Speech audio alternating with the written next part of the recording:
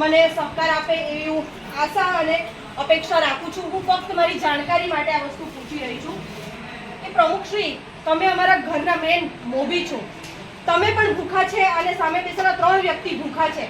તમને જો આ રોટલીમાંથી સરખા ભાગ કરવા માટે કહે તો તમે કેટલા ભાગ કરીને આપશો? તમે પણ ભૂખા છો અને સામે બેસેલા 3 વ્યક્તિ પણ જો ભૂખા હોય તો આમાંથી તમે કેટલા હિસ્સા કરશો?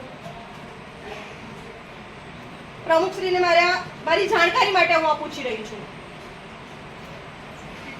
સરખા હિસ્સા કરો ને, ખૂબ સરાહનીય, તમારો ખૂબ સારો જવાબ છે। તમે આટલા સારી રીતે જાણો છો કે આના સરખા હિસ્સા કરે તો આના 4 હિસ્સા કરવામાં આવે તો 2 કરોડ અને 92 લાખ સમથિંગ જે ગ્રાન્ટ આવી એમાં શું કામ તમે અન્યાય કર્યો છે?